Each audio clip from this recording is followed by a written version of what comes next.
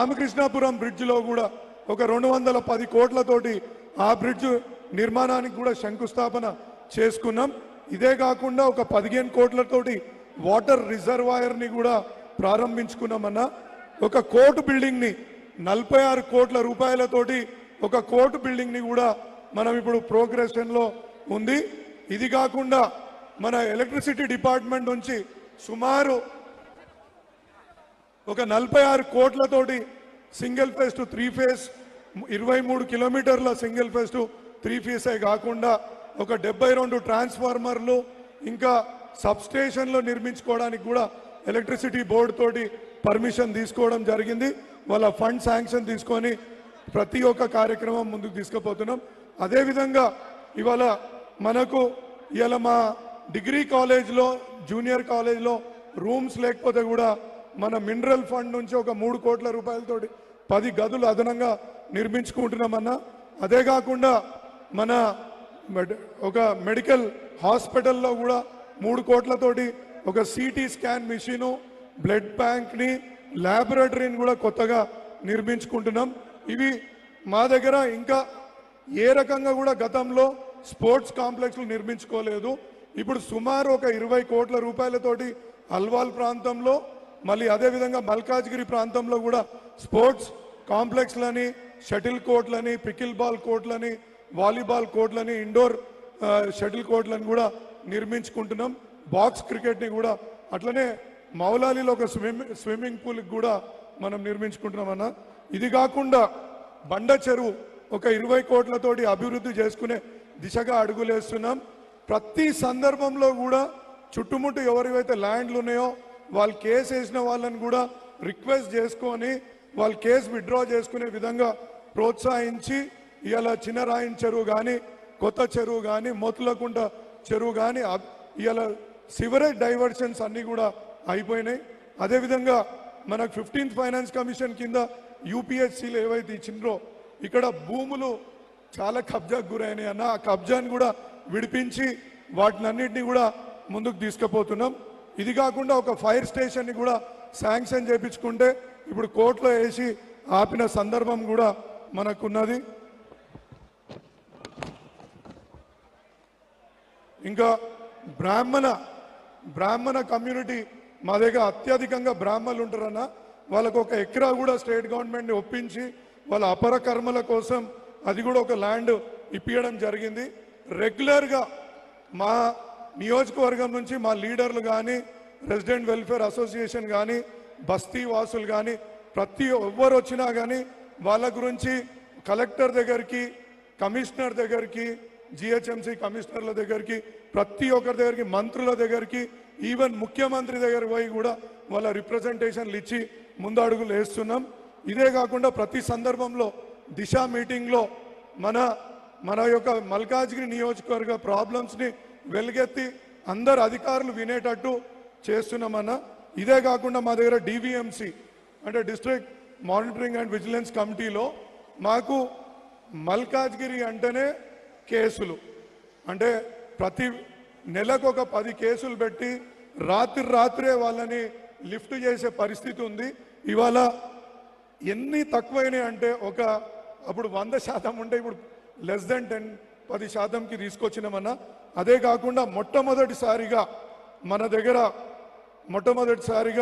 దగ్గర అఫీషియల్గా అంబేద్కర్ జయంతిని అదేవిధంగా జగ్జీవన్ రామ్ గారి జయంతిని కూడా ఇక్కడ చేసుకున్నాం. దీనివల్ల ఏం జరుగుతుందంటే ఒక దళిత రత్నాలు ఎవరు కూడా పైరవి చేయకుండా దళిత రత్నాలు ఇప్పించుకోవడము, పిల్లల స్కాలర్షిప్స్ ఏవైతున్నాయో వాళ్ళకు ఆ స్కీమ్స్ పట్ల ఒక అవగాహన తెలియజేసి వాళ్ళందరినీ ఆ స్కీమ్స్ పట్ల అప్లై చేసుకునే విధంగా ముందుకు తీసుకుపోవడం, సివిల్ రైట్స్ కూడా చేసుకొని ఇవాళ మేము సుమారు ఒక 10-12 సివిల్ రైట్స్ కూడా డేస్ కూడా చేసుకొని ముందుకెళ్తున్నామన్నా. కనీసం మా దగ్గర బెస్ట్ అవైలబుల్ స్కూల్ స్కీమ్ ఏదైతే ఉందో దాంట్లో కూడా మా దగ్గర స్కూల్స్ లేవు. ఆ స్కూల్స్ని కూడా ఒక 2 అడిషనల్గా చేర్పించి ఇంకో 2 కూడా ప్రయత్నాలు చేస్తున్నాం. ఇదే కాకుండా అరుంధతి హాస్పిటల్ ద్వారా పూర్తిగా ఉచితంగా వైద్య సహాయం వీళ్ళందరికీ కూడా దొరికేటట్టు చేసుకుంటున్నామన్నా. దాంతో పాటు ఒక అంబులెన్స్ని ప్రతినిత్యం మా యొక్క నియోజకవర్గం నుంచి ఆ యొక్క అరుంధతి హాస్పిటల్ రోజు తీసుకెళ్తుంది. ఇప్పుడు ఫర్ ఎగ్జాంపుల్ డయాలసిస్ పేషెంట్స్ ఉంటారు, ఫిజియోథెరపీ చేసుకోవాలనుకునే వాళ్ళు ఉంటారు, పెద్ద మనుషులు ఉంటారు, వాళ్ళందరినీ అంబులెన్స్లో పంపించి మళ్ళీ ఇంటికాడ కూడా వదిలే విధంగా అంబులెన్స్ సర్వీసెస్ కూడా ఇచ్చినామన్న. మా దురదృష్టం ఏంటంటే కేసీఆర్ గారి గోల్డెన్ పీరియడ్లో మాకు ఒక సేవాలాల్ జయంతి సందర్భంగా కూడా ₹1 తెచ్చుకున్న సందర్భం లేదు. సేవాలాల్ జయంతి కూడా మొట్టమొదటిసారిగా మా నియోజకవర్గం ఏర్పడిన తర్వాత చరిత్రలో ఫస్ట్ టైం దానికి కూడా ఫండ్ ఇప్పించుకున్నామన్నా. అదేవిధంగా అషూర్ ఖానాకి ఇప్పుడు మన మొహర్రం సందర్భంగా అషూర్ ఖానాలకు 21 అషూర్ ఖానాలకు మొట్టమొదటిసారిగా ఫండ్ ఇప్పించుకున్న చరిత్ర మీ మార్గదర్శకత్వంలో చేసుకుంటున్నామన్నా. ఇదే కాకుండా చర్చిలకు 117 చర్చిలకు ₹30,000 లెక్క ఫండ్ ఇప్పించి వాళ్ళ చర్చిల డెవలప్మెంట్ కోసం కూడా పాటుపడుతున్నాం. ఇదే కాకుండా అన్న ప్రజల తరఫున ప్రతినిత్యం వాళ్ళ ఏ అవసరం ఉన్నా ఎక్కడ ఏ ఒక్క ఇబ్బంది ఉన్నా పోరాటం చేస్తున్నాం. ఉదాహరణకు జేఎల్ఎస్ నగర్లో ఎండోమెంట్ వాళ్ళు వచ్చి తాళాలు వేసి ఆ ఇండ్లన్నీ కూల్చడానికి పోతే కోర్టు స్టే తీసుకొచ్చి దాన్ని ఆపినామన్నా. ఇదే కాకుండా మన తారక రామ నగర్లో రైల్వే వాళ్ళు వచ్చి ఇబ్బంది పెడితే కూడా వాళ్ళ కోసం ప్రతినిత్యం పోరాడుతూ లాయర్లందరినీ పెట్టి వాళ్ళ కోసం కూడా రైల్వే అధికారులతో పోరాడి ఇవాళ ఆపుకున్న చరిత్ర మనదన్న. ఇదే కాకుండా మన దగ్గర ఇవాళ భూదాన్ ల్యాండ్ అన్న మల్కాజ్గిరి అంటేనే కబ్జాల అడ్డా అయిపోయిందన్న ఇంతకుముందు ఉన్న ఎమ్మెల్యేల ఆధ్వర్యంలో. సో 582, 583 అనే సర్వే నంబర్ 27 ఎకరాలు యుఎల్సి ల్యాండ్ అన్న. దీంట్లో మొన్న 2 సబ్ రిజిస్టర్లను సస్పెండ్ చేయించినాం. మళ్ళా అదేవిధంగా భూదాన్ ల్యాండ్ గురించి తోళ్ల కార్ఖానాలో ఉన్న ల్యాండ్ గురించి కొట్లాడడం జరుగుతుంది. ఇంకోటి ఆర్కేపురం బ్రిడ్జ్ కింద డిఫెన్స్ ల్యాండ్లో ఎటువంటి నోటీస్ లేకుండా ఇండ్లు కూల్చేయాలన్న సందర్భంలో వాళ్ళందరినీ కూడా తీసుకెళ్లి కలెక్టర్ దగ్గరికి కావాల్సిన మంత్రుల దగ్గరికి తీసుకెళ్లి వాళ్ళకు డబుల్ బెడ్రూమ్లు వచ్చే విధంగా, ఎందుకంటే వాళ్ళు డిఫెన్స్ ల్యాండ్లో ఉంటున్నారు కాబట్టి వాళ్ళకి కనీసం నోటీస్ కూడా ఇవ్వకుండా అధికారులు చర్యలు చేపట్టిన సందర్భంగా అది కూడా చేసుకుంటున్నామన్న. అంటే మా దగ్గర ఎంత దురదృష్టం అంటే ఇవాళ వీళ్ళు రాజీవ్ గాంధీ పేరు ఇంత గొప్పగా చెప్తుంటారు. నేను వచ్చిన సంది ఒక 10-15 సార్లు ఈవెన్ అసెంబ్లీలో చెప్పిన 10-15 సార్లు వాళ్ళకి రిప్రజెంటేషన్ ఇచ్చిన 1800 ఫ్లాట్లు ఉంటాయన్న. తాగడానికి మంచినీళ్ళు లేదు. ఆడ తాగడానికి కూడా మంచినీళ్ళ వ్యాపార కేంద్రంగా అది అవతరించింది. ఇప్పుడు మన హౌసింగ్ కార్పొరేషన్ గౌతమ్ గారిని కలిసినాక మొన్న ఆయన చర్యలు చేపట్టి ఇమీడియట్లీ ఆడ వాటర్ కనెక్షన్ ఇప్పియాల్సిందిగా ఆయన కూడా చేపించిండు.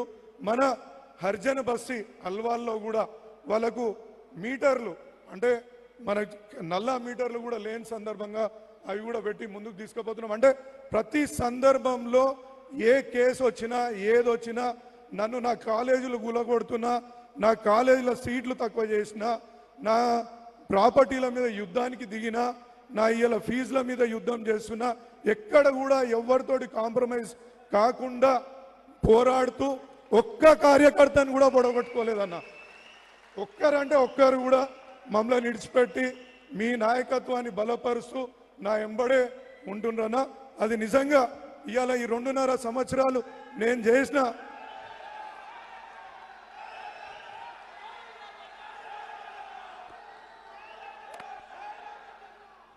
చేసిన కష్టానికి ప్రతిఫలం అని నేను అనుకుంటున్నాను. మీరు మీ ముంగడ మాట్లాడాలంటేనే మాకు గొంతు సరిగా రాదన్నా. సరే ఏదో ధైర్యం చేసి ఇవాళ ఇంతమంది కార్యకర్తలు నాయకులు కూడా ఉన్నారు కాబట్టి అన్న ముంగడ 2 నిమిషాలు ఎట్లయినా మాట్లాడదా అని చెప్పేసి తీర్మానించుకొని ఇవి చేసిన.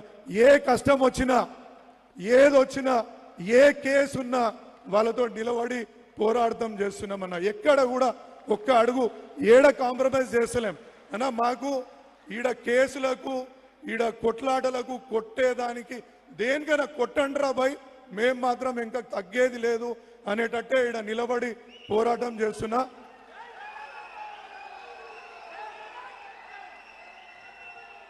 నాకు అండగా నిలిచిన ఈ కార్యకర్తలకు ఈ లీడర్లకు నేను ఏమిచ్చినా ఈ రుణం తీసుకోలేను. కాబట్టి నేను తప్పకుండా వచ్చే 2.5 సంవత్సరాలలో కూడా అభివృద్ధి కానీ సంక్షేమ ప్రభుత్వాలు ప్రవేశపెట్టే సంక్షేమ కార్యక్రమాలలో కూడా ముందుండి నడిపించి ప్రతి ఒక్క ఏది మిస్ కాకుండా చూసుకుంటానని తెలియజేసుకుంటూ అన్న ముందు మాట్లాడే అవకాశం కల్పించిన ప్రతి ఒక్కరికి నా యొక్క ధన్యవాదాలు తెలియజేసుకుంటాను. Thank you. జై తెలంగాణ, జై కేసీఆర్, జై కేటీఆర్. అన్నకి వినిపిస్తలేదంట, గట్టిగా చెప్పాలి. జై కేటీఆర్, జై తెలంగాణ, జై తెలంగాణ, జై కేసీఆర్, జై కేటీఆర్. మనమందరం కూడా రేపు రాబోయే ఈ రాష్ట్రానికి మళ్ళీ కేసీఆర్ గారిని ముఖ్యమంత్రి చేసి తీరాలని మనమందరం కూడా ఒక్కసారి జై కేసీఆర్, జై కేసీఆర్, జై కేసీఆర్. ఇప్పుడు పెద్దలు మన రాష్ట్ర వర్కింగ్ ప్రెసిడెంట్ కేటీఆర్ గారిని మాట్లాడవలసిందిగా కోరుచున్నాం. జై తెలంగాణ. అందరూ బాగున్నారా? ఆకలి అవుతుందా? రాజశేఖర రెడ్డి గారు కరెక్ట్గా ఆకలి అయ్యే టైంకి మైక్ ఇచ్చినారు కాబట్టి ఎక్కువ సమయం తీసుకొని కొద్దిసేపే గౌరవనీయులైన మన శాసనసభ్యులు, తమ్ముడు జరిగితే మంచిదిరా, మీరు జరిగితే వెనకాలలో కనబడతారు, గౌరవ శాసనసభ్యులు, ఉత్సాహవంతులు, అభివృద్ధి లక్ష్యంగా సంక్షేమమే లక్ష్యంగా ఇప్పటిదాకా తాను శాసనసభ్యుడిగా ఎన్నికైన తర్వాత మరి మల్కాజ్గిరి నియోజకవర్గంలో ఎట్లా వివిధ కార్యక్రమాలు చేశారో చెప్పిన సోదరుడు రాజశేఖర రెడ్డి గారికి గట్టిగా చప్పట్లతో ఒకసారి అభినందనలు చెప్పాలని చెప్పి కోరుతూ, గౌరవనీయులు మరి ఈరోజు మన నియోజకవర్గంలో జరుగుతున్న ఈ కార్యక్రమానికి మెంబర్షిప్ మరియు SIR ఈ రెండు కార్యక్రమాలకి మరి రాష్ట్ర పార్టీ తరపున బాధ్యులుగా ఇన్ఛార్జిగా విచ్చేసిన గౌరవనీయులు మాజీ MBC కార్పొరేషన్ చైర్మన్ సీనియర్ నాయకులు సోదరులు శ్రీ నందికంటి శ్రీధర్ గారికి,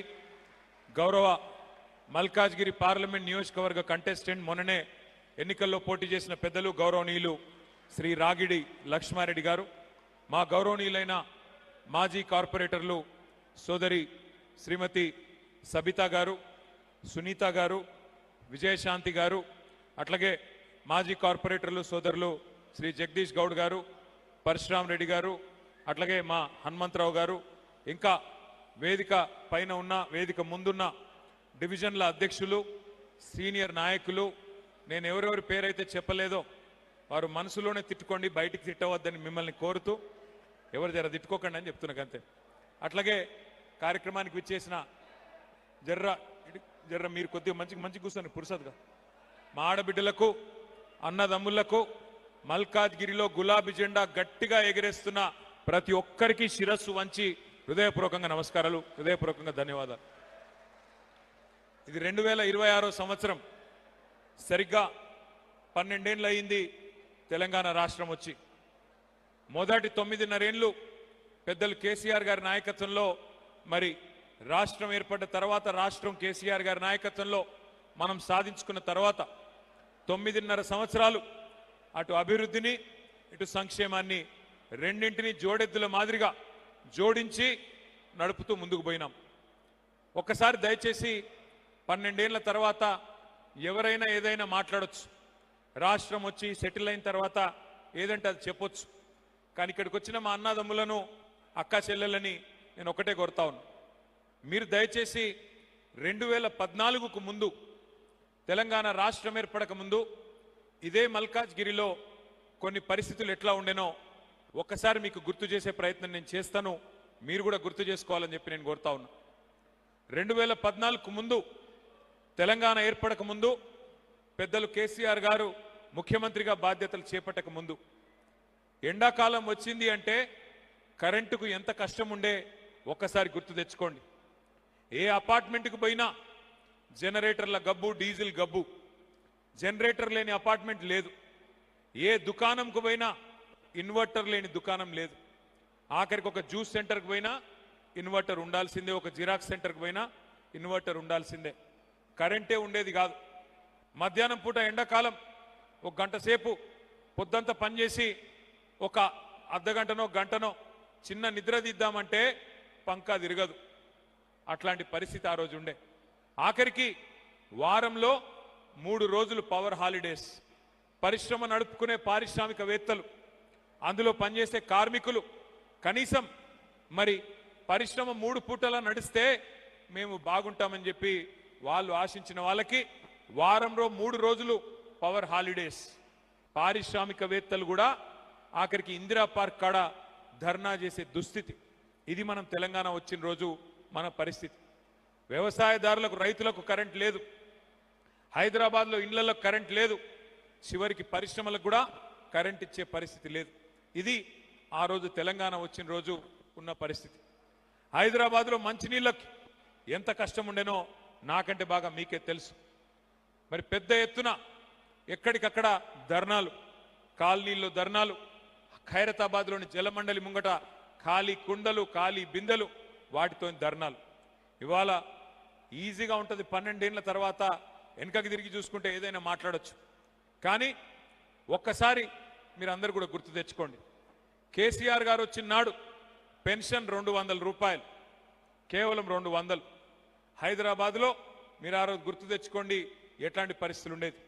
కానీ 10 ఏళ్ల పదవీ కాలంలో మన నాయకుడు కేసీఆర్ గారి నాయకత్వంలో ఎక్కువ సమయం తీసుకోలేదు. కేవలం 6 నెలల నుంచి సంవత్సర కాలంలో మరి కరెంటు సమస్య పరిష్కారం చేసుకున్నాం. 24 గంటలు కంటికి రెప్పలాగా ప్రజల్ని కాపాడుకుంటూ రెప్పపాటు కూడా కరెంటు పోకుండా బ్రహ్మాండంగా 24 గంటల కరెంటు వ్యవసాయదారులకు, పారిశ్రామికవేత్తలకు, ఇళ్లకు ఇచ్చిన నాయకుడు కేసీఆర్ గారు. అట్లాగే నీళ్ల సమస్యని పరిష్కారం చేసి 20,000 లీటర్ల వరకు ఉచితంగా హైదరాబాద్లో ప్రతి ఇంటికి, అపార్ట్మెంట్ అయినా బస్తీ అయినా ఎక్కడైనా 20,000 లీటర్లు ఉచితంగా నీళ్ళు ఇచ్చిన నాయకుడు కేసీఆర్ గారు. అందుకే నేను అనేది ఇవి చిన్న చిన్న సమస్యలే అనిపించచ్చు ఇవాళ, కానీ అప్పుడు అవే పెద్ద సమస్యలుగా ఉండేది. అట్లాగే సంక్షేమంలో 200 రూపాయలుంటే పెన్షన్ని 2,000 రూపాయలు చేసుకున్నాం. ఒక ఆడకూతురు పెళ్లి చేసుకుంటే 1,116 రూపాయలు కళ్యాణ లక్ష్మి పేరు మీద, షాదీ ముబారక్ పేరు మీద వారికి ఇచ్చి కాపాడుకునే ప్రయత్నం చేసుకున్నాం. హైదరాబాద్ మహానగరంలో 1 కాదు 2 కాదు 1,00,000 డబుల్ బెడ్రూమ్ ఇండ్లు మనం కట్టుకున్నాం. అందులో 61,000 పేదలకి. మీ మల్కాజ్గిరి నియోజకవర్గంలో కూడా 3,500 ఇండ్లు ఆ రోజే ఇచ్చుకున్నాం. మిగతాయి ఇప్పుడు ఇవ్వాల్సి ఉంది. ఇవంతా ఎందుకు చెప్తా ఉన్నా నేనంటే 10 ఏళ్ల తర్వాత మరి అందుకే హైదరాబాద్లో మీరెవ్వరు కూడా కాంగ్రెస్ పార్టీని, బీజేపీని నమ్మలేదు. ప్రజలు కూడా ఎవరు నమ్మలేదు. హైదరాబాద్ ముందుకు పోవాలి అంటే, తెలంగాణ రాష్ట్రం పురోగమించాలి అంటే కేసీఆర్ గారి నాయకత్వమే కరెక్ట్ అని చెప్పి ఖచ్చితంగా మళ్ళీ మల్కాజ్గిరిలో సోదరుడు మర్రి రాజశేఖర్ రెడ్డి గారిని బ్రహ్మాండమైన మెజారిటీతో మీరు గెలిపించారు. అంతకుముందు కూడా మల్కాజ్గిరిలో గులాబీ జెండాను ఎగిరింది. కానీ అంతకుముందు మనతో ఉన్న నాయకుడు కాంగ్రెస్ పార్టీలో పోయినాడు. పోయి సరే ఇవాళ ఆయన చేస్తున్న పనులు, మిమ్మల్ని బెదిరిస్తున్నది మాకన్నీ తెలుసు. నేను మిమ్మల్ని ప్రార్థించేది ఒకటే, ఇప్పుడు ఇవాళ రేపు కాలం ఎట్లా ఉంది, మన పిల్లలు ఎంత హుషారున్నారు మీకు తెలుసు. టీజర్ సినిమా ట్రైలర్ చూడంగానే చెప్తారు సినిమా హిట్ అవుతుందా ఫట్ అవుతుందా. అట్లాంటి కాలం ఇది. పిల్లలు చాలా జోరుగా హుషారుగుంటారు. సినిమా ట్రైలర్ చూడంగానే చెప్తారు హిట్ అవుతుందా ఫట్ అవుతుందా. మరి అట్లాంటిది ఈ సినిమా ఇంటర్వెల్ అయిపోయింది. ఇప్పటికి కాంగ్రెస్ సినిమా ఇంటర్వెల్ అయిపోయింది. First half utter flop, disaster. నాకు తెలిసి హైదరాబాద్లో తిట్టుకోని మనిషి లేడు కాంగ్రెస్ ప్రభుత్వాన్ని, కాంగ్రెస్ పార్టీని. ఏమని 2.5 ఏళ్ళు. చిన్న ఉదాహరణ నేను చెప్తా, ఎక్కువ చెప్పాల్సిన అవసరం లేదు. ఒక ప్రభుత్వ పాలన ఎట్లా ఉంది అని చెప్పడానికి చిన్న ఉదాహరణ. అన్నం ఉడికిందా లేదా అని తెలుసుకోనికే మొత్తం కుండ లోపల చేయబెట్టాల్సిన అవసరం ఉండదు. ఒక్క మెతుకు ముట్టుకుంటే తెలుస్తుంది. కాంగ్రెస్ వల్ల పరిపాలన ఎట్లుంది అంటే, ఈ 30 నెలల్లో కాంగ్రెస్ ప్రభుత్వం వచ్చిన తర్వాత అడ్డగోలు మాటలు చెప్పి, అబద్ధాలు చెప్పి, నోటికొచ్చిన హామీలు ఇచ్చి మరి అధికారంలోకి అయితే వచ్చినారు. హైదరాబాద్లో ఓటేయకపోయినా జిల్లాల్లో ఉండే ప్రజలు కొంతమంది నమ్మి ఓటేసినారు. ఓటేసిన తర్వాత ఇవాళ పరిస్థితి ఏందయ్యా అంటే, 30 నెలల తర్వాత రేవంత్ రెడ్డి గారు ముఖ్యమంత్రి గారు ఆ రోజు పిసిసి అధ్యక్షుడిగా పెద్ద పెద్ద మాటలు చెప్పిండు. కేసీఆర్ గారు 1,00,000 రూపాయలు ఇస్తే పెళ్లికి నేను తులం బంగారం ఇస్తా. కేసీఆర్ గారు ఇచ్చే డబ్బులు టైంకి వస్తలేవు, మీరు లగ్న పత్రిక పెట్టుకోగానే వెంటనే మీ ఇంటికి తులం బంగారం పంపిస్తా అని పెద్ద పెద్ద మాటలు. రైతులకి 10,000 కేసీఆర్ గారు ఇస్తే నేను 15,000 ఇస్తా. కేసీఆర్ గారు 2,000 పెన్షన్ ఇస్తే నేను 4,000 ఇస్తా. అత్తకి 4,000, కోడలికి 2,500 అని చెప్పి నోటికొచ్చిన మాటలు చెప్పి అడ్డగోలు హామీలు ఇచ్చి 6 గ్యారంటీలు, 420 హామీలు, 13 డిక్లరేషన్లు, చాంతాడంత పుస్తకం రాసి ఒక్కొక్క వర్గాన్ని బుట్టలో వేసుకొని మొత్తానికి గద్దెకెక్కిండు ముఖ్యమంత్రి గారు. ఇంకా మీకు గుర్తుండాలా, వాళ్ళ పార్టీ నాయకులు గ్యారంటీ కార్డులు కొట్టించింది. గ్యారంటీ కార్డులు ఏమన్నారు? మీకు 100 రోజుల్లోనే 100 दिनों में हर कुछ कर देंगे, आपके लिए हर चीज कर देंगे. 100 రోజుల్లోనే అన్ని ఇస్తాం. 100 రోజుల్లోనే 4,000 పెన్షన్ ఇస్తాం. 100 రోజుల్లోనే తులం బంగారం ఇస్తాం. విద్యార్థులకి 5 లక్షల భరోసా కార్డు ఇస్తాం. 100 రోజుల్లోనే రైతులకు రైతు భరోసా ఇస్తాం. 100 రోజుల్లోనే అన్ని అయిపోతాయి. ఆ డిప్యూటీ సీఎం గారు ఉన్నారు ఇప్పుడు, బట్టి విక్రమార్క గారు. ఆయన అయితే ఏం చెప్పిండు? ఈ కార్డు చాలా విలువైన కార్డు, దీన్ని భద్రంగా పెట్టుకోండి, దాచిపెట్టుకోండి, 100 రోజులు పట్టుకోండి. తర్వాత మా నాయకులు మా కార్యకర్తలు వచ్చి మీకు ఒక్కొక్కరికి చెప్పిన ప్రతి హామీ 100 రోజుల్లోనే చేసే బాధ్యత మాది అని చెప్పి ఆ రోజు ఛాతీ గుద్దుకొని మరీ చెప్పినారు. మరి అడిగినాం మనం, అయ్యా విక్రమార్క గారు, అయ్యా రేవంత్ రెడ్డి గారు, అయ్యా కాంగ్రెస్ నాయకులారా, 100 రోజులు కాదు 900 రోజులు అయింది స్వామి, ఏమైంది మరి? మీరిచ్చిన హామీలు ఏవి? 420 హామీలు ఇస్తిరి, ఏవి అంటే మొన్న ఈ మధ్యన ముఖ్యమంత్రి గారు చాలా విచిత్రంగా మాట్లాడుతున్నాడు. కొత్తగా మొన్న ఆదిలాబాద్ పోయి అక్కడ స్పీచ్ ఇస్తున్నాడు ముఖ్యమంత్రి గారు. ఏం చెప్తున్నాడు? 100 రోజుల్లోనే చేస్తామని చెప్పినాం కరెక్టే, కానీ 100 రోజుల్లోనే ఎంత కండలు తిరిగిన వస్తాదైనా, ఎంత కండలు తిరిగిన పైల్వానైనా పిల్లల్ని ఉట్టిస్తాడా? మనకు తెలియదట. ఎంత కండలు తిరిగిన వస్తాదు పైల్వాను 100 రోజుల్లోనే పిల్లలు ఉట్టిస్తాడా అని ముఖ్యమంత్రి గారు చెప్తున్నాడు. నేను అడుగుతా ఉన్నా ముఖ్యమంత్రి గారిని, అయ్యా 100 రోజుల్లో పిల్లలు పుట్టరని మాకు కూడా తెలుసు, మాకు కూడా పెళ్ళయింది, మాకు కూడా పిల్లలు ఉన్నారు, మాకు కూడా తెలుసు. కానీ నేను అడుగుతున్నా రేవంత్ రెడ్డి గారు, 100 రోజుల్లో పిల్లలు పుట్టలేదు ఓకే, 3 నెలల్లో పుట్టలేదు ఓకే, కానీ 30 నెలల్లో కూడా పుట్టకపోతే మరి ఏమని విలువాలి నిన్ను? నేను అడుగుతున్నా. 3 నెలల్లో పుట్టారు ఓకే, నో ప్రాబ్లం, 30 నెలల్లో పుట్టలే మరి ఏమనాలి నిన్ను? నేను ఏమని అన్నాం అనుకో, ఆయన కోపం వస్తుంది. ఇక కోపం వస్తే ఏమవుతుంది? ఇక అడ్డమైన తిట్లు తిడతాడు. ఏమంటాడు? ఏమైందా రేవంత్ రెడ్డి గారు, మరి మహిళలకి నెలకు 2,500 ఇస్తానో కదా, ఏడబోయింది అంటే నీ లాగులో తొండలు ఇడిచిపెడతా. ఏమైనా మరి 10,000 15,000 చేస్తా అంటే కదా, ఏమంటే నీ గుడ్లు వీకి గోటీలాడతా. ఏమైనా మహిళలకు 2,500 ఇస్తా అంటే కదా అంటే నీ పేగులది, నీ మెడలు తీసి, నీ పేగులు తీసిన మెడలు వేసుకుంటా. ఈ పేగులు మెడలు వేసుకునేది నాకు అర్థం కాదు. ముఖ్యమంత్రి ఏమన్నా బోటీ కొట్టేటోనివా? ముఖ్యమంత్రివా? ఏమిడిది నువ్వు? గింత అన్యాయం ఉంటుంది అంటే ఏందంటే ఆయనకు పరిపాలన చేతనైతే లేదు, నడుపు వస్తలేదు. నడపనికి రాక వెనకటికి ఎవడో ముఖం బాగాలేకపోతే అద్దం బల కొట్టుకుండంట. ముఖం బాగాలేకపోతే ముఖం మంచిగా చేసుకోవాలి, కానీ అద్దం బల కొడితే ముఖం మంచిగా అవుతుందా? కాదు. కానీ రేవంత్ రెడ్డి గారు ఏమనుకుంటున్నారు? కేసీఆర్ని తిడితే చాలు, కేసీఆర్ని తిట్టుకుంటే తిరిగితే చాలు. కేసీఆర్ అప్పులపాలు చేసిండు, అప్పులపాలు చేసేసిండు కేసీఆర్ మొత్తం. అందుకే నేనేం చేస్తలేను. నేను అడుగుతా ఉన్నా, ఒక్కసారి మిమ్మల్ని ఆలోచించమని కోరుతా ఉన్నా. మీరు 10 మందికి చెప్పేటోళ్ళు కాబట్టి రేపు మళ్ళీ మల్కాజ్గిరిలో గులాబీ జెండా ఎగిరే విధంగా చూసుకునేటోళ్ళు కాబట్టి మీరు అర్థం చేసుకుంటే 10 మందికి తెలుస్తుంది కాబట్టే నేను మీకు ప్రార్థన చేస్తా ఉన్నా. ఒక నిమిషం ఆలోచించండి. సరే రేవంత్ రెడ్డి గారు చెప్పింది నిజమే అని ఒక్క నిమిషం అనుకుందాం. కేసీఆర్ గారు అప్పులు చేసిండు అంటుండు. సరే నిజమే అనుకుందాం, కేసీఆర్ అప్పులు చేసిండు నిజమే అనుకుందాం. మరి కేసీఆర్ అప్పులు చేసి ఏం చేసిండు? కేసీఆర్ అప్పులు చేసి ఏం చేసిండు అంటే, కాంగ్రెస్ వాళ్ళు 65 ఏళ్లలో హైదరాబాద్లో ఒక్క కొత్త దవాఖానా కూడా కట్టలే. గాంధీ, ఉస్మానియా, నిమ్స్ ఈ 3 కూడా కాంగ్రెస్ వాళ్ళు కట్టినవి కావు, నిజాం నవాబు కట్టిపోయినాయి. 65 ఏళ్లలో 1947 నుంచి 2014 దాకా ఒక్క కొత్త దవాఖానా కూడా కట్టలే కాంగ్రెస్ వాళ్ళు.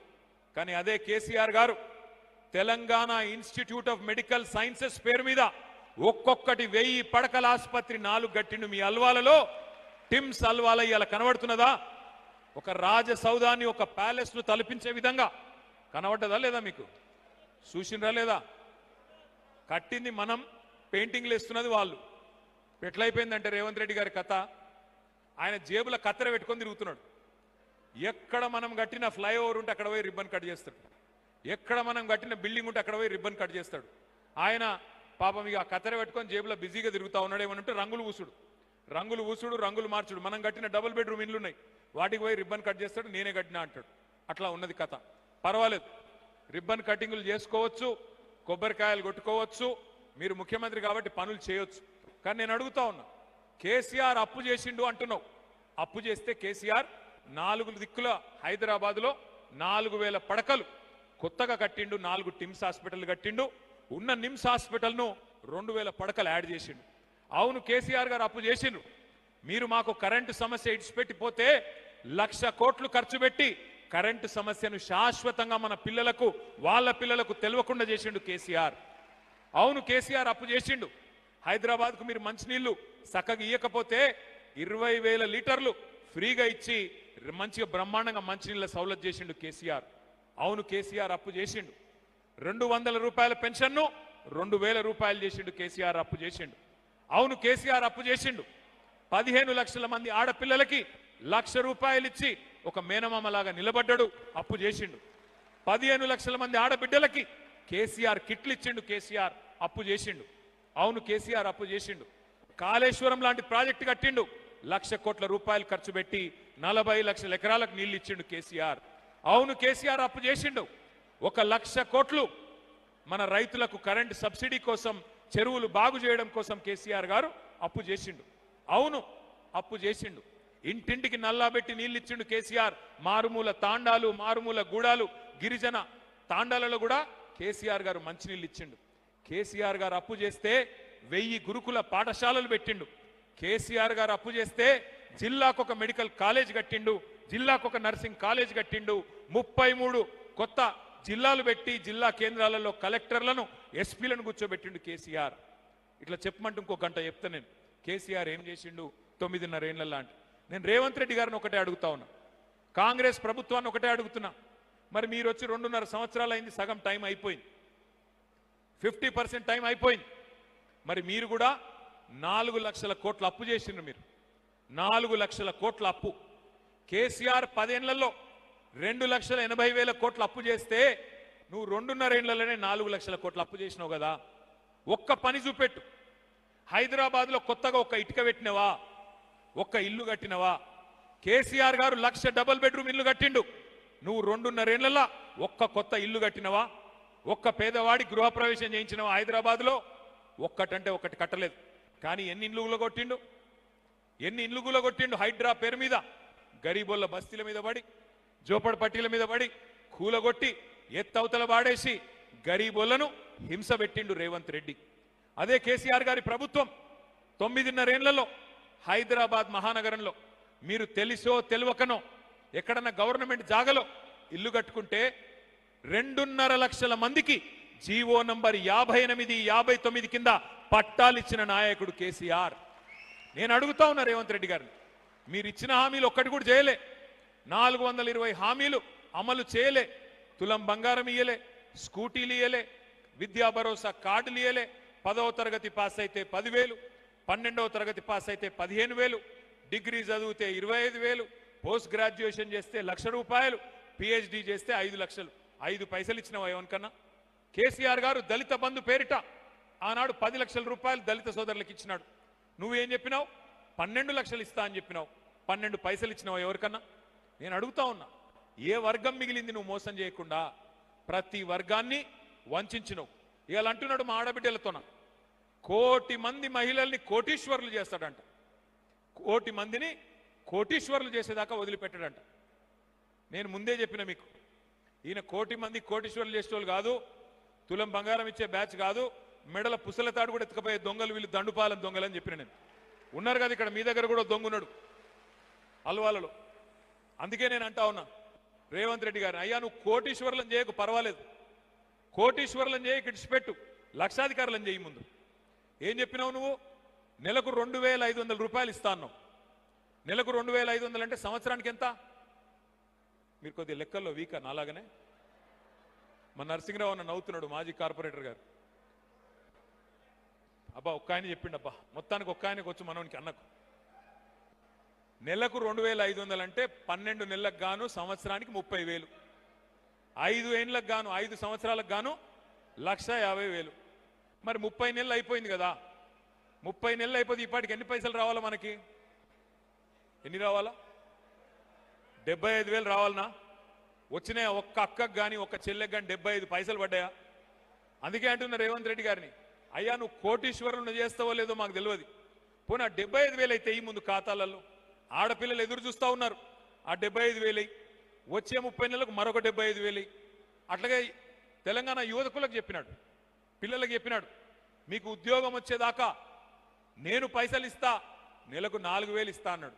మరి 30 నెలలు అయింది, ఎంత ఇవ్వాలా? 1,20,000 రూపాయలు ఇవ్వాలా? మరి వాళ్ళందరికీ 1,20,000 రూపాయలు.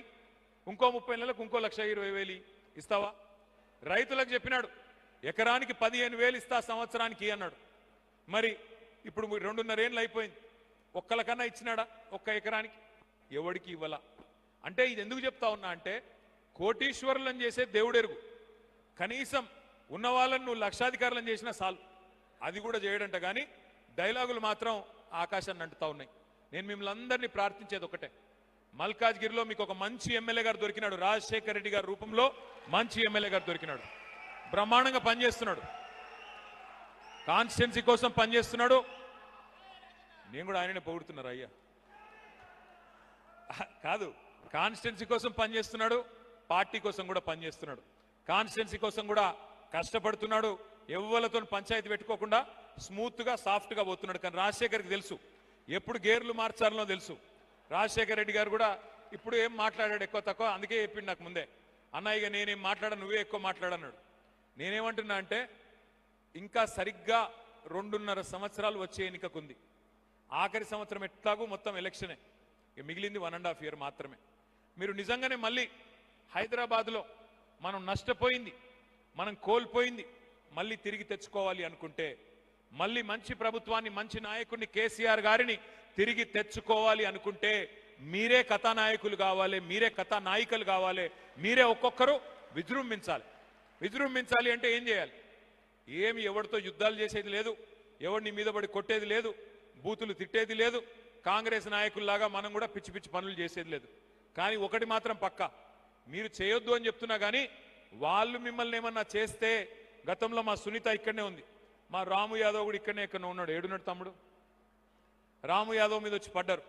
పడితే ఒక రాము యాదవ్ని ముట్టుకుంటే మొత్తం టీఆర్ఎస్ ఎమ్మెల్యేలు అందరం, బీఆర్ఎస్ ఎమ్మెల్యేలు అందరం మొత్తం వాళ్ళ ఇంటికి వచ్చినాం, వచ్చి అండగా నిలబడ్డాం. మీరు రాజశేఖర రెడ్డి గారు పిలిస్తే మొత్తం 30 మంది ఎమ్మెల్యేలు, ఎమ్మెల్సీలు అందరం వచ్చి ధైర్యంగా ఉండి, చెల్లె నువ్వేం కాదు, టెన్షన్ పడకు అని చెప్పి ధైర్యం చెప్పిపోయినాం. తెలంగాణలో సామెత ఉంది, పొట్టోన్నెత్తి పొడుగోడు కొడితే పొడుగోన్నెత్తి పోషమ్మ కొట్టిందని. నేను గూండాను, నేను రౌడీని, నిన్ను కొట్టే గూండాలు రౌడీలు మా కాడ కూడా మస్తుగున్నారు, ఎవ్వనికి భయపడవద్దు, నేను వస్తా, నేనే ఇక్కడ ఉంటా, అవసరం అయితే మీరు భయపడవద్దని చెప్పి కూడా నేను కొడతా ఉన్నాను. ఏమీ చేయలేడు, ఎవ్వడు ఏమీ చేయలేడు, ఎంత పెద్ద రౌడీ అయినా గూండా అయినా ఏం చేసేదేమి లేదు, మిమ్మల్ని ఏ రకంగా కూడా ఇబ్బంది పెట్టేదేం లేదు. పొరపాటున ఒక కేసో ఏదో అయితే తప్పకుండా మేమే వస్తాం, దగ్గర ఉండి ఇడిపించుకుంటాం, ఎవ్వరు కూడా మీరు భయపడవలసిన అవసరం లేదని చెప్పి మళ్ళొక్కసారి హృదయపూర్వకంగా కోరుతా ఉన్నాం. మంచి ఎమ్మెల్యే గారు ఉన్నారు, మంచి ఎమ్మెల్యే ఉన్నాడు, కష్టంలో పిలిస్తే ఉరికొస్తున్నాడు, అందుబాటులో ఉన్నాడు, అరుంధతి హాస్పిటల్ ద్వారా కూడా సేవలు అందిస్తూ ఉన్నాడు. అట్లాంటి ఎమ్మెల్యేని కాపాడుకోండి, దగ్గర పెట్టుకొని చూసుకోండి. నేను మిమ్మల్ని కోరేదల్లా ఒక్కటే, మళ్ళీ తిరిగి మంచి రోజులు రావాలి, తెలంగాణకు మంచి రోజులు రావాలి. వాళ్ళ రైతులు తలడిల్లిపోతా ఉన్నారు, ధాన్యం కొంటలేరు, ఆగమై చివరికి ధాన్యం కుప్పల మీదనే ఆత్మహత్య చేసుకుంటా ఉన్నారు. నాకైతే సంపూర్ణంగా విశ్వాసం ఉంది, ఎందుకంటే అప్పుడప్పుడు నిజంగా కూడా చీకటిని చూస్తేనే వెలుగు విలువ కూడా తెలుస్తుంది, గాడిదని చూస్తేనే గుర్రం విలువ కూడా తెలుస్తుంది. కాబట్టి ఈ 5 ఏళ్ళు మన మంచి కోసమే వచ్చింది. ఎందుకంటే ప్రజలకు కూడా తెలవాలి ఎవరు ఏంది, ఏమనుకున్నారు. లేకపోతే కొంతమంది మాట్లాడినారు, ఏమైనా కేసీఆర్ ఇంట్లోకెళ్ళి ఇస్తుండా, ఎవరు ఇయ్యరు నాయన ఇంట్లోకెళ్ళి, ఎవరు ఇంటెనక పొలం అమ్మియరు, ఇంట్లోకెళ్ళి ఇయ్యరు. ఎవరైనా సరే ప్రజల సొమ్ముకు ధర్మకర్తలం, ఎవరైనా కలిసి పనిచేయాల్సిందే, ప్రజల కోసం పనిచేయాల్సిందే. కానీ ఇవాళ రైతులకు ధాన్యం సంచులు మాత్రం లేవు. ధాన్యం కొనుగోలు చేయడానికి సంచులు లేవు. ప్రభుత్వానికి చేతులు రావడం లేదు. సంచులన్నీ ఢిల్లీకి పోతున్నాయి. ఇక ఢిల్లీకి ఏడికి పోతున్నాయో నాకంటే బాగా మీకు తెలుసు. రైతు బంధు బంద్ అయింది. రాహుల్ బంధు మాత్రం బ్రహ్మాండంగా నడుస్తున్నది. రాహుల్ బంధు పథకం రైతులకేమో ఖాతాలో డబ్బులు పడతలేవు. రాహుల్ గాంధీ గారి ఖాతాలో మాత్రం టింగ్ టింగ్ టింగ్ అనుకుంటే డబ్బులు బ్రహ్మాండంగా పడుతున్నాయి. ఎందుకంటే అట్లా నడుస్తున్నది ఇవాళ ప్రభుత్వం. గూండాగిరి, దౌర్జన్యాలు, కబ్జాలు, భూములు, సెటిల్మెంట్లు నడుపుతున్నది ప్రభుత్వం కాదు, ఒక మాఫియా నడుపుతా ఉన్నాడు రేవంత్ రెడ్డి. ఆ మాఫియాలో ఒక పిల్ల నాయకుడు ఇక్కడ మీ దగ్గర కూడా ఇక్కడ ఒకడు ఉన్నాడు. అందుకే నేను అనేది ఎవరికి భయపడే అవసరం లేదు. తప్పకుండా గట్టిగా నిలబడదాం, గట్టిగా కొట్లాడదాం. అవసరమైతే ఈ సమిష్టి బలం చూసిన తర్వాత ఎవరైనా సరే తప్పకుండా మళ్ళీ మీకు భయపడవలసిన పరిస్థితి వస్తుంది. ఇప్పుడు మనం చేయాల్సిన రెండే రెండు పనులు. మరి రాజశేఖర రెడ్డి గారి నాయకత్వంలో మీరు మీ మల్కాజ్గిరి నియోజకవర్గంలో మీకు ఎన్నికల అబ్జర్వర్గా ఇన్ఛార్జిగా శ్రీధర్ గారిని పార్టీ నియమించింది. వీరు ఇద్దరు కలిసి మీకు దిశానిర్దేశం చేస్తారు 2 విషయాల్లో. నేను కూడా ఇప్పుడు మీకు ఒక 4 విషయాలు ఈ ఎస్ఐఆర్ అనే కార్యక్రమం గురించి మీకు చెప్పడానికి ప్రత్యేకంగా ఇక్కడ దాకా నేను వచ్చాను. ఈ ఎస్ఐఆర్ అంటే ఏంటిది? ఈ నెల 25 తారీఖు చాలు అవుతుంది ఎస్ఐఆర్. ఎస్ఐఆర్ అంటే స్పెషల్ ఇంటెన్సివ్ రివిజన్. దీనిలో పెద్ద కన్ఫ్యూజ్ అయ్యేది ఏం లేదు. ఇదేదో ఆంగ్ల పదం కాబట్టి, ఇంగ్లీష్ పదం కాబట్టి కన్ఫ్యూజ్ అయ్యేది ఏం లేదు. ఎస్ఐఆర్ అంటే ఏంటి అంటే మనకి ఓటర్ లిస్ట్ ఉంటుంది. ఆ ఓటర్ లిస్ట్ని జల్లెడబట్టే కార్యక్రమమే ఎస్ఐఆర్. 18 ఏండ్లు నిండిన వాళ్ళు ఎవరైనా ఉంటే, 18 ఇయర్స్ నిండిన వాళ్ళు ఉంటే వాళ్ళని కొత్తగా చేర్పించడం, చనిపోయిన వాళ్ళు ఎవరైనా ఉంటే వాళ్ళ ఓటు తీయించడం, అట్లాగే ఎవరైనా మల్కాజ్గిరి నుంచి వేరే కాడికి షిఫ్ట్ అయినారనుకో వాళ్ళ ఓటు తీసేయడం, ఎవరైనా వేరే ఊరు నుంచి మల్కాజ్గిరికి వస్తే వాళ్ళ ఓటు ఇక్కడ రాయించడం. ఈ 4 పనులు ఉంటాయి. కాకపోతే ఎందుకు జాగ్రత్త తీసుకోవాలి? మరి ఎందుకు అంటే మొన్న మీరు వెస్ట్ బెంగాల్ రిజల్ట్ చూసినారు. వెస్ట్ బెంగాల్లో మమతా బెనర్జీ గారు ఓడిపోయారు, అక్కడ బీజేపీ గెలిచింది. మరి పశ్చిమ బెంగాల్లో 95 లక్షల ఓట్లు తీసేసినారు ఓటర్ లిస్టులో. 95 లక్షల ఓట్లు. వాళ్ళు ఓడిపోయింది 42 లక్షల ఓట్లతో. ఎక్కడ జాగ్రత్త తీసుకోవాలంటే ఇవాళ అనుమానం ఏమున్నది? కేంద్ర ప్రభుత్వంలో ఉన్న వాళ్ళు పెద్దలు వాళ్ళు తమకు పడవు అనుకునే ఓట్లు తీసేస్తున్నారు అనే ఒక అనుమానం ప్రజల్లో ఉన్నది. పశ్చిమ బెంగాల్లో 95 లక్షల ఓట్లు తీసేసినారు, బీహార్లో 65 లక్షల ఓట్లు తీసేసినారు. నేను మీ అందరినీ ప్రార్థించేది ఒకటే, మనకు దొంగ ఓట్లు అవసరం లేదు. మనకు కావాల్సింది ఏ ఒక్క అర్హురాలు ఎవరికైతే ఓటు హక్కు ఉండాలో వారిని మాత్రం పొరపాటును కూడా ఒక్క ఓటు కూడా పోకుండా కాపాడుకోవాల్సిన బాధ్యత ముఖ్యంగా బూత్ లెవెల్ ఏజెంట్లుగా నియమించబడ్డ వాళ్ళు ఎవరైతే ఉన్నారో వారి మీదనే ఉంది. శ్రీధర్ గారు, మనకి ఎన్ని మొత్తం బూతులు ఎన్ని?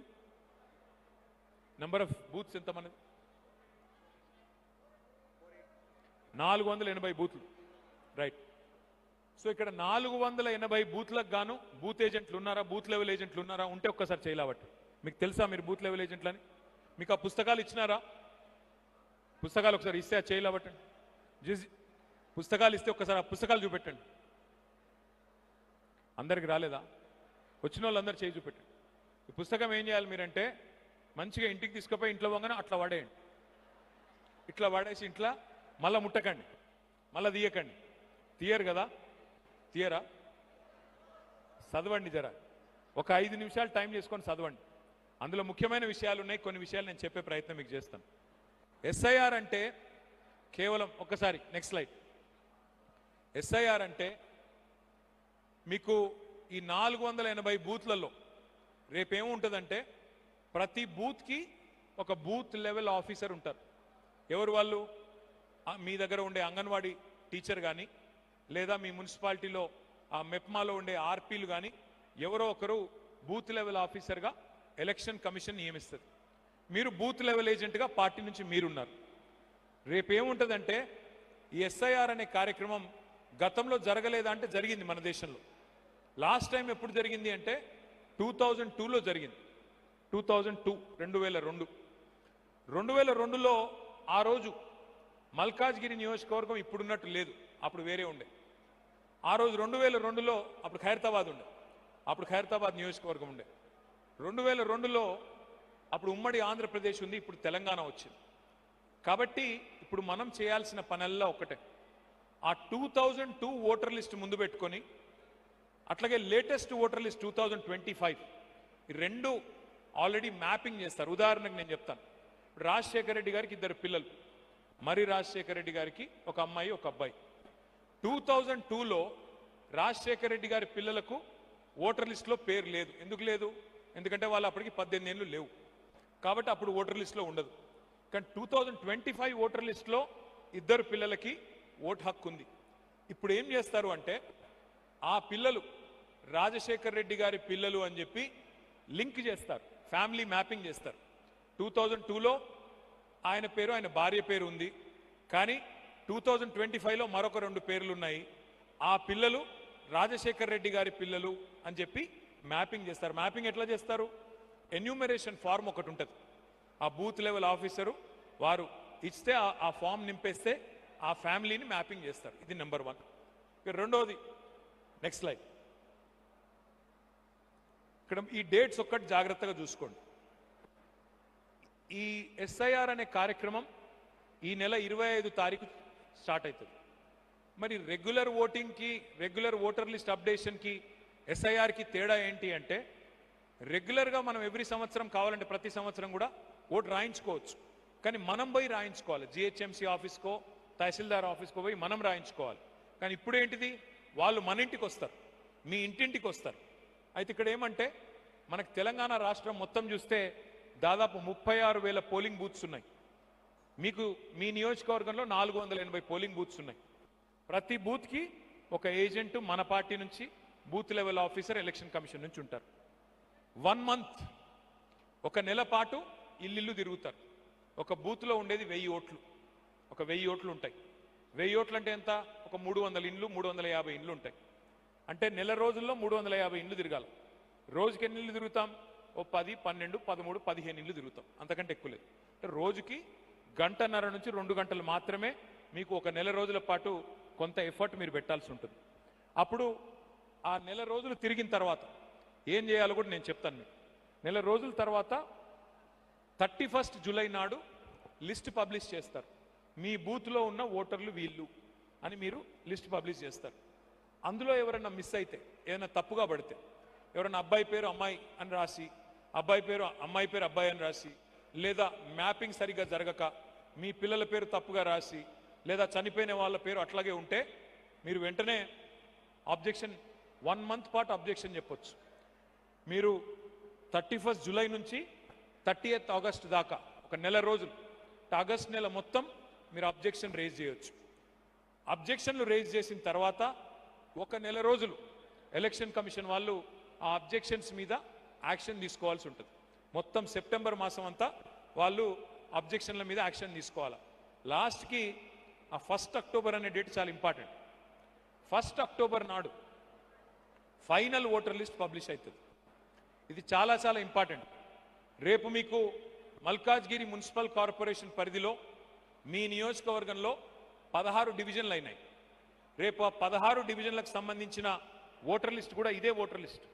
ఎమ్మెల్యేకి ఇదే ఓటర్ లిస్టు, కార్పొరేటర్లకి ఇదే ఓటర్ లిస్టు, అట్లాగే రేపటి రోజున ఎంపీ ఎలక్షన్ కూడా ఇదే ఓటర్ లిస్టు. కాబట్టి ఎవరెవరైతే కార్పొరేటర్లుగా పోటీ చేయాలనుకుంటున్నారో ఇప్పటి నుంచే దయచేసి ప్రజల మధ్యన ఉండండి. ఇప్పటి నుంచే ఈ ఓటర్ లిస్ట్ విషయంలో కూడా జాగ్రత్తలు తీసుకోండి.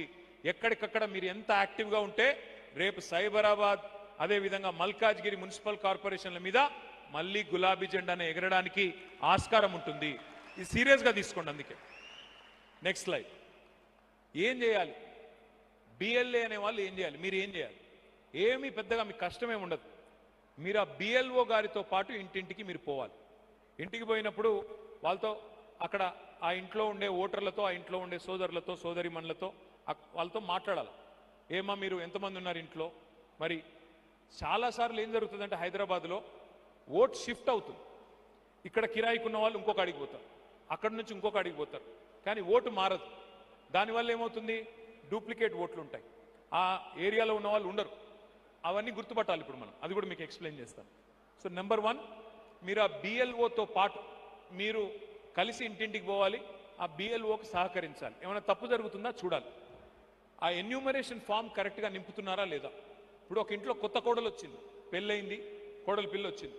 ఆ అమ్మాయి ఓటు ఇదివరకు ఇంకెక్కడో ఉండొచ్చు, ఇప్పుడు మీ దగ్గరకు వచ్చింది. ఆ ఓటు మీరు రాయించాలి, ఆ ఫామ్ నింపాలి. అట్లాగే 18 ఏళ్ళు నిండిన వాళ్ళు వాళ్ళ ఓటర్ ఫామ్ నింపాలి. అట్లాగే ఎవరైనా చనిపోతే వాళ్ళ ఓటు తీసేయించాలి. డూప్లికేట్ ఓట్లుంటే ఆ ఓటు కూడా తీసేయించాలి. నెక్స్ట్, మన ఉద్దేశం ఒక్కటే, ఒక్క ఓటు కూడా పోవద్దు, ఒక్క తప్పుడు వ్యక్తికి ఓటు ఉండొద్దు, ఒక్క అర్హుడికి అర్హురాలికి ఓటు పోవద్దు. ఎలిజిబుల్ ఎవరెవరైతే ఉన్నారో వాళ్ళ ఓట్లు పోనీయకుండా చూసుకోవాలి. ఎందుకంటే ఎలక్షన్ కమిషన్ మీద డౌట్స్ ఉన్నాయి. ఈ మాట నేను మోమాటం లేకుండా చెప్తున్నా. ఈ దేశంలో ఇప్పుడున్న వ్యవస్థల మీద అనుమానాలు ఉన్నాయి. ఎందుకు వీళ్ళు సరిగ్గా పనిచేస్తున్నారా లేదా, పొలిటికల్ ఎజెండాకు అనుగుణంగా పనిచేస్తున్నారు అని ఒక అభిప్రాయం ప్రజల్లో ఉంది. అందుకే మనం జాగ్రత్తగా ఇంటింటికి పోయి ఈ కార్యక్రమాలు వెంటనే చూసుకోవాలి. ఎవరైనా అన్మ్యాప్డ్ ఉంటే, అన్మ్యాప్డ్ అంటే 2002-2025 మధ్యన మ్యాపింగ్ జరగకపోతే అది చూసుకోవాలి. వెంటనే ఏమన్నా చిన్న చిన్న కరెక్షన్స్ ఉంటే చేసుకోవాలి. అట్లాగే ఇవన్నీ ఇప్పుడు నేను మీకు ఇచ్చిన బుక్లో ఉన్నాయి. ఆ బుక్లో ఇవన్నీ ఉన్నాయి, మీరు కావాలంటే చూసుకోవచ్చు. మళ్ళీ ఎమ్మెల్యే గారికి పంపమంటే ఇవన్నీ నేను పంపిస్తాను, ఎమ్మెల్యే గారు మీ అందరికి కూడా పంపిస్తారు. Next slide. మీకు కొత్త ఓటు రాయాలి. మరి కొత్త ఓటు రాయించుకోవాలి అంటే ఈ 13 రకాల డాక్యుమెంట్స్లో ఏ ఒక్క డాక్యుమెంట్ ఉన్నా మీకు ఓటు హక్కు ఇవ్వాలి. క్యాస్ట్ సర్టిఫికెట్ కానీ, లేదా బర్త్ సర్టిఫికెట్ కానీ, పాస్పోర్ట్ కానీ, పెన్షన్ కార్డు కానీ, ఇంకా ఇంకోటి కానీ 13 రకాల ఐడెంటిటీ కార్డ్స్, ఇవన్నీ సుప్రీంకోర్టు అప్రూవ్ చేసింది. కాబట్టి సుప్రీంకోర్టు ఆదేశాల ప్రకారం ఈ 13 డాక్యుమెంట్స్లో ఏది ఉన్నా తప్పకుండా వారికి ఓటు హక్కు ఇవ్వాల్సిందే. ఇవి దయచేసి చూసుకోండి.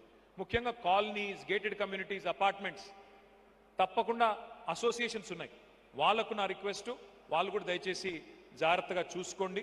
చూసుకొని ఎవరైతే మిస్ అవుతున్నారో వెంటనే మీరు కంప్లైంట్ చేసినట్టయితే వాళ్ళని కూడా యాడ్ చేసుకోవచ్చు. నెక్స్ట్, ఇక్కడ ఒక చాలా ఇంపార్టెంట్ స్లైడ్, ఇది ఒక్కసారి దయచేసి జాగ్రత్తగా చూడండి, మనసు పెట్టి వినండి.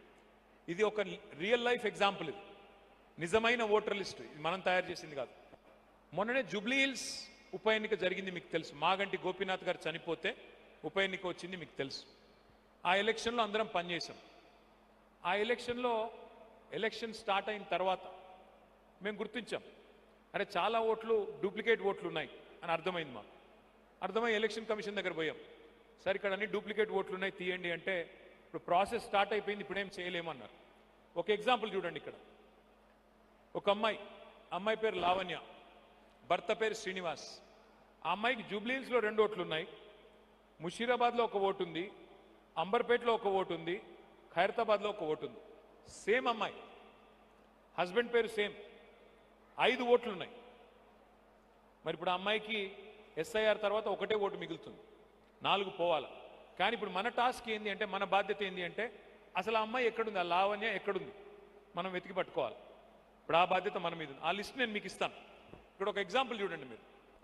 ఇప్పుడు 4 రకాల డూప్లికేట్ ఓట్లు ఉంటాయి, 4 రకాలుగా ఉంటాయి డూప్లికేట్ ఓట్లు. ఉదాహరణకి, ఒకటి మీ దగ్గరనే మీ కాన్స్టిట్యున్సీ లోపలనే ఒక ఓటు గౌతమ్ నగర్లో ఉండొచ్చు, ఒకటి అల్వాల్లో ఉండొచ్చు. ఎందుకంటే మీరు అక్కడ ఇదివరకు కిరాయికి ఉంటుండే, ఇప్పుడు ఇటు వచ్చింది, 2 చోట్ల ఓట్లు ఉండొచ్చు. రెండోది, పార్లమెంట్ పరిధిలో ఒకటి మల్కాజ్గిరిలో ఉండొచ్చు, ఇంకొకటి కంటోన్మెంట్లో ఉండొచ్చు. సేమ్ మేడ్చల్ పార్లమెంటే, మల్కాజ్గిరి పార్లమెంటే, కాకపోతే ఒక ఓటు ఇక్కడ, ఒక ఓటు పక్క కాన్స్టిట్యున్సీలో. మూడోది, ఒక ఓటు ఇప్పుడు మీ సిరిసిల్ల అనుకోండి, ఇక్కడ వచ్చి సెటిల్ అయినారనుకోండి అల్వాల్లో, సిరిసిల్లలో ఒక ఓటు ఉండొచ్చు, ఇంకో ఓటు ఇక్కడ ఉండొచ్చు. సేమ్ స్టేట్లో 2 ఓట్లు ఉండొచ్చు. ఇంకోటి, కొంతమంది ఆంధ్ర సోదరులు ఇక్కడ ఉన్నారు, మహారాష్ట్ర వాళ్ళు ఉన్నారు, పంజాబ్ వాళ్ళు ఉన్నారు, వాళ్ళకు ఒక ఓటు ఇక్కడ ఉండొచ్చు, ఒక ఓటు వాళ్ళ సొంత రాష్ట్రంలో ఉండొచ్చు. సో 4 రకాల డూప్లికేట్ ఓట్లు. మీ మల్కాజ్గిరిలో ముఖ్యంగా ఇక్కడ చాలామంది నార్త్ ఇండియా నుంచి వచ్చి సెటిల్ అయిన వాళ్ళు కూడా ఉన్నారు, వాళ్ళ ఓటు అక్కడ ఒకటి ఉండొచ్చు, ఒకటి ఇక్కడ కూడా ఉండొచ్చు. సో 4 రకాల డూప్లికేట్ ఓట్లు ఉండే అవకాశం ఉంది. నేనేం చేస్తానంటే, రాజశేఖర రెడ్డి గారికి మీ మల్కాజ్గిరి పరిధిలో బూత్ల వారీగా ఎన్ని డూప్లికేట్ ఓట్లు ఉన్నాయి, ఎన్ని సస్పెక్టెడ్ డూప్లికేట్ ఓట్లు ఉన్నాయి, సేమ్ పేరు, సేమ్ హస్బెండ్ పేరు లేదా సేమ్ తండ్రి పేరు ఉంటే ఒక చిన్న అల్గోరిథం రన్ చేస్తే మా దగ్గర లిస్ట్ ఉంది. ఆ లిస్ట్ మొత్తం రాజశేఖర రెడ్డి గారికి నేను ఇస్తాను. మీకు బూత్ల వారీగా, డివిజన్ల వారీగా రాజశేఖర రెడ్డి గారు ఇస్తారు. మీరు ఏం చేయాలో కూడా నేను చెప్తాను. నెక్స్ట్, మీకు 2 రకాల బుక్స్ ఇస్తున్నాం. ఒకటి మీకు ఇచ్చిన హ్యాండ్ బుక్, రెండవది మీకు ఇచ్చే వర్క్ బుక్. హ్యాండ్ బుక్ ఇప్పుడు మీ చేతుల్లో ఉంది, అందులో మొత్తం డీటెయిల్స్ ఉన్నాయి. Next work book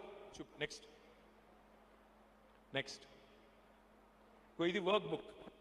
work book అంటే ఏంటంటే ఒక్కొక్క బూత్లో 1000 ఓట్స్ ఉన్నాయి. ఆ 1000 ఓట్లకు కూడా మీకు ఇట్లాగా లిస్ట్ ఇస్తాం. ఆ లిస్ట్లో ఏం చేయాలి, మీరు ఈ ఓటర్ లింక్ అయ్యారా లేదా, ఆ ఎన్యూమరేషన్ ఫామ్ నింపారా లేదా, ఇంకేమైనా రిమార్క్స్ ఉన్నాయా, అట్లాగే ప్రతి బూత్లో మీకు ఎన్ని సస్పెక్టెడ్ డూప్లికేట్ అనుమానాస్పదమైన డూప్లికేట్ ఓట్స్ ఉన్నాయి ఆ లిస్ట్ కూడా మీకు ఇస్తాం. నా అంచనా అయితే మల్కాజ్గిరిలో కనీసం ఒక 30-40 వేల డూప్లికేట్ ఓట్లు ఉంటాయి కనీసం, నేను చెప్పేది ఇంకెక్కువ ఉండొచ్చు. ఆ లిస్టు మొత్తం రాజశేఖర రెడ్డి గారికి నేను ఇస్తాను. మీరు ఇల్లు తిరిగినప్పుడు చూసుకోవాలి ఆ ఓటర్ ఉన్నారా లేదా, వీరికి డూప్లికేట్ ఓటు ఉందా, ఏముంది. మనకి ఎస్ఐఆర్ ఒక రకంగా మంచిదే, చెడ్డదేం కాదు. ఈ డూప్లికేట్లన్నీ పోతే నికరంగా ఎన్ని ఓట్లు ఉన్నాయో తెలుస్తుంది. అప్పుడు బెటర్, మనం పనితీరు కూడా మెరుగుపరుచుకోవచ్చు. లాస్ట్ లైన్ ఇది ఇంపార్టెంట్. ఇప్పుడు రాజశేఖర రెడ్డి గెలవాలి, కేసీఆర్ గారు మళ్ళీ తిరిగి ముఖ్యమంత్రి కావాలి అనుకుంటే సరిపోదు, డైలాగులు కొడితే సరిపోదు, ఉపన్యాసాలు ఇస్తే సరిపోదు. 480 బూత్లలో ఏ బూత్కి ఆ బూత్లో మీరు మెజారిటీ తీసుకొస్తే, ఏ బూత్కి ఆ బూత్లో మీరు కష్టపడితే అప్పుడే మళ్ళీ మనం గెలిచి తిరిగి పార్టీ అధికారంలోకి వచ్చేదానికి అవకాశం ఉంటుంది. ఇక్కడ ఇంపార్టెంట్ ఏంటంటే చాలామంది ఏం చేస్తారు, గెలిచిపోతున్నాం, అయిపోయింది, ట్రెండ్ బాగుంది, అంతా బాగుంది. అది కాదు, మీ సొంత బూత్లో మెజారిటీ తీసుకొని రండి. ఎంత పెద్ద నాయకుడైనా సరే మీ బూత్లో మెజారిటీ తీసుకొని రాకపోతే మీరు పార్టీకి పెద్దగా లాభం లేనట్టే లెక్క, ఉపయోగం లేనట్టే లెక్క. నా ప్రార్థన మీతో ఏంటంటే, కొంతమంది నాయకులు ఏం చేస్తారు, నేను మొత్తం తిరుగుతా అంటాడు. తిరుగు, ఎవరు వద్దంటలేదు. డివిజన్లో 80 బూత్లు ఉంటే 80 బూత్లు తిరుగు. కానీ నీ సొంత బూత్ సంగతి ఏంది? నీ సొంత బూత్లో మెజారిటీ రాకుండా నేను రాష్ట్రం తిరుగుతా, దేశం తిరుగుతా, నేను రాష్ట్ర నాయకుడిని, అంతర్రాష్ట్ర నాయకుడిని అంటే ఎట్లా కుదురుతుంది? అందుకే నా రిక్వెస్ట్ మీ అందరితో, దయచేసి మళ్ళీ మనం గెలవాలి, మళ్ళీ అధికారంలోకి రావాలి, హైదరాబాద్లో తిరిగి అభివృద్ధి సంక్షేమం పట్టాలెక్కాలి అని మీరు అనుకుంటే, గులాబీ జెండా గెలవాలి అనుకుంటే తప్పకుండా ఈ ఎక్సర్సైజ్ను సీరియస్గా తీసుకోండి, ఎస్ఐఆర్ కార్యక్రమాన్ని. చివరిగా నేను ఒక మాట చెప్తాను. మెంబర్షిప్ యాప్ కూడా తయారైంది. మనం ఇదివరకు మెంబర్షిప్ కార్యక్రమాన్ని పుస్తకాల ద్వారా చేసేవాళ్ళం, పార్టీ మెంబర్షిప్. కానీ ఇప్పుడు డిజిటల్ పద్ధతుల్లో చేయబోతా ఉన్నాం. ఇప్పుడు మీరు అందరూ కూడా ఇళ్లలో మీకు ఏమైనా ఫుడ్ కావాలంటే ఇప్పుడు రెస్టారెంట్కి పోవట్లేదు, మీరు స్విగ్గీ, ఇంకోటి అదేంది జొమాటో, స్విగ్గీ ఇట్లా కొట్టంగానే ఫుడ్ వస్తున్నది. సినిమా టికెట్లు కావాలంటే ఇట్లా బటన్ ఒత్తితే సినిమా టికెట్, ట్యాక్సీ కావాలంటే బటన్ ఒత్తితే ట్యాక్సీ, అట్లా అయిపోయింది. అందుకే మేము కూడా ఏమనుకున్నామంటే, ఇంకా లాభం లేదు, ఈ పుస్తకాలు వద్దు, మనం కూడా ఫోన్లోనే ఒక యాప్ పెడదాం పార్టీ పరంగా, అందులోనే మెంబర్షిప్ చేద్దామని నిర్ణయం తీసుకొని మెంబర్షిప్ యాప్ తయారు చేసినాం. ఆ మెంబర్షిప్ యాప్ కూడా మీకు రాజశేఖర రెడ్డి గారు మళ్ళొక్కసారి కొంత మీకు శ్రమ ఇచ్చి కొన్ని రోజుల తర్వాత ఒక చిన్న మీటింగ్ పెట్టి అందులో వివరంగా చెప్తాం. ఆ మెంబర్షిప్ యాప్ ఎంత డీటెయిల్డ్గా తయారు చేసినామంటే మీరు అందులో పెద్దగా కష్టపడాల్సిన పని లేదు. ఉదాహరణకి బూత్ నెంబర్, మీ మల్కాజ్గిరి నియోజకవర్గంలో బూత్ నెంబర్ 20 అనుకోండి. ఆ 20లో ఎవరో ఒక ఇన్ఛార్జ్ ఉంటారు మెంబర్షిప్కి. ఆయన ఏం చేయాల్సిన పని లేదు, అక్కడ పోయిన తర్వాత పేరు టైప్ చేస్తే చాలు. ఉదాహరణకి పేరు రాజశేఖర్ రెడ్డి, రాజశేఖర్ అని టైప్ చేస్తే ఆ బూత్లో ఉండే రాజశేఖర్ల పేర్లన్నీ వస్తాయి. మర్రి రాజశేఖర్ రెడ్డి మీరు క్లిక్ చేస్తే వెంటనే రాజశేఖర్ రెడ్డి గారి అడ్రస్, ఆయన పేరు, తండ్రి పేరు అవన్నీ వస్తాయి. అప్పుడు మీరు ఎంటర్ చేయాల్సిందల్లా ఒకటే, ఆయన ఫోన్ నెంబర్ తీసుకొని ఫోన్ నెంబర్ ఎంటర్ చేయాలి. ఓటీపీ వస్తుంది. ఓటీపీ అంటే తెలుసు కదా, తెలుసా తెలియదా? ఓటీపీ మీ పిల్లలందరూ అడుగుతున్నారు కదా, ఓటీపీ ఏదని. 1 టైం పాస్వర్డ్. సో ఆ ఓటీపీని మీరు ఎంటర్ చేయగానే వెంటనే డేటా ఎంట్రీ అయిపోతుంది. అప్పుడు రాజశేఖర్ ఫోటో తీసుకోవాలి. ఫోటో తీసుకొని అందులోకి అప్లోడ్ చేయాలి. ఇక్కడ ఒక చిన్న పరీక్ష పెట్టినాం. కాకపోతే మీరు మరి మీ ఇంట్లో కూర్చొని చేస్తున్నారా లేకపోతే నిజంగానే వాళ్ళ ఇంటికి పోయి చేస్తున్నారా అని తెలుసుకోవడానికి అందులో జీపీఎస్ కోఆర్డినేట్స్ కూడా పెట్టినాం. ఒక బటన్ నొక్కితే నిజంగానే పెట్టినాం, దొరికిపోతారు. అది కూడా పెట్టినాం. రాజశేఖర్ ఇంటికి పోయి చేస్తున్నారా లేకపోతే మీరు ఎక్కడో అక్కడ ఆఫీసులలో కూర్చొని ఇట్లు కొడుతున్నారని డౌట్ వచ్చి అది కూడా పెట్టినాం. కాబట్టి మీరు ఇల్లు పోవాలి, మెంబర్షిప్ చేయాలి, ఎస్ఐఆర్ కూడా సీరియస్గా తీసుకోవాలి. మీ మంచి ఎమ్మెల్యే గారిని కాపాడుకోండి. మళ్ళీ తిరిగి ప్రభుత్వాన్ని తెచ్చుకోండి. హైదరాబాద్లో మళ్ళీ గల్లా ఎగిరేసి ఇది మా ప్రభుత్వం, ఇది మా రాష్ట్రం, ఇది మా నేల, ఇది మా మల్కాజ్గిరి, ఇది మా అల్వాల్ అనే విధంగా పనిచేయాలని చెప్పి మనస్ఫూర్తిగా కోరుతూ మళ్ళొకసారి మీ అందరికీ పేరు పేరున, అరే నువ్వు ఆగమాగం చేయకురా భయ, హోర్డింగ్లో లాగును, మీరందరికీ మళ్ళొకసారి పేరు పేరున దండాలు పెడుతూ జై